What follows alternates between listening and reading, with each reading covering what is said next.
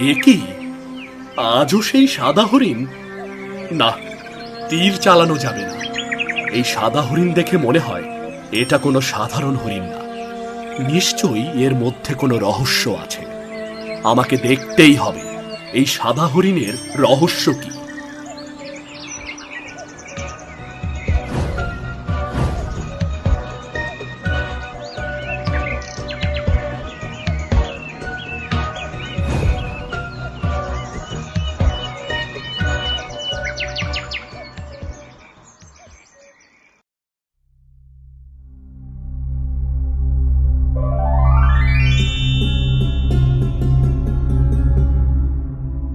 এ কি, তার মানে এ কোনো সাধারণ হরিণ না, এটা এই রাজ্যের রাজকুমারী।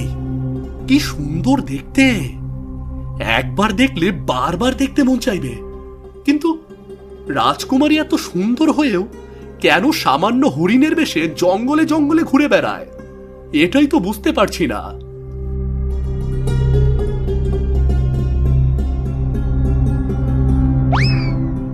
এই এখানে লুকিয়ে লুকিয়ে কি দেখা হচ্ছে? সাদা হরিণ? না না না, রাজকুমারী। বুঝতে পেরেছি, সব বুঝতে পেরেছি। চল চল চল, তোকে মহারাজের কাছে নিয়ে যেতে হবে, চল।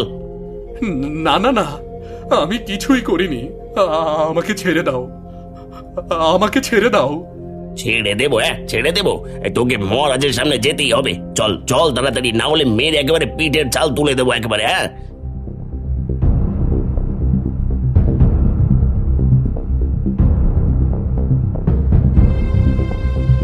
দেখি, এই রাতের বেলা তোমরা এই ছেলেটাকে ধরে এনেছো কেন? মহারাজ, এই ছেলেটা একজন শিকারী। সে নাকি সাদা হরিণের কিছু নিয়েছে, রাজকুমারীর ব্যাপারে সব জেনে গেছে, তাই ধরে নিয়ে এসেছি। কি, রাজকুমারীর ব্যাপারে সব জেনে গেছে? এই যুবক, বলো তুমি কি দেখেছো? মহারাজ, আমি একটা সাদা হরিণের পিছু করে এসেছিলাম।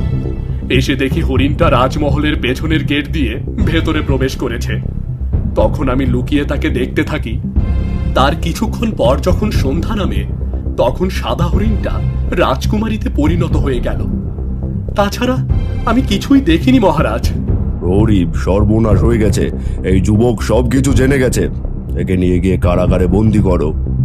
না মহারাজ, আমাকে ক্ষমা করে দিন। আমি রাজকুমারীর ব্যাপারে কাউকে বলবো না। আমাকে ছেড়ে দিন মহারাজ। প্রহরী, দেখছো কি? তাড়াতাড়ি নিয়ে যাও। জি হুকুম মহারাজ।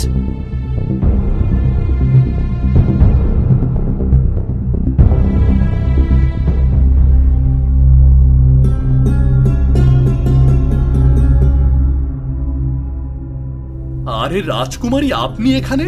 হ্যাঁ, তোমাকে দেখতে এলাম। কিন্তু আপনি আমাকে দেখতে আসলেন কেন? কারণ তুমি আমার জন্য এখানে বন্দি হয়ে আছো। কি যে বলেন! আপনার জন্য আমি কেন বন্দী হব? আমি তো নিজের ভুলে এখানে বন্দী হয়েছি।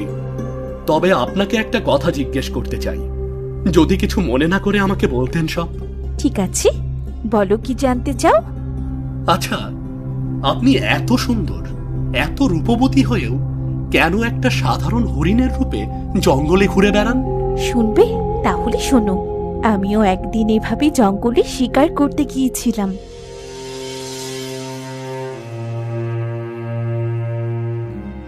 আমার সামনে একটা নয়, দুইটা হরিণ দাঁড়িয়েছিল। আমি একটা হরিণকে তীর ছুঁড়ে মারতেই সে পরীতে পরিণত হয়। আমার তীরের আঘাতে একটা পরী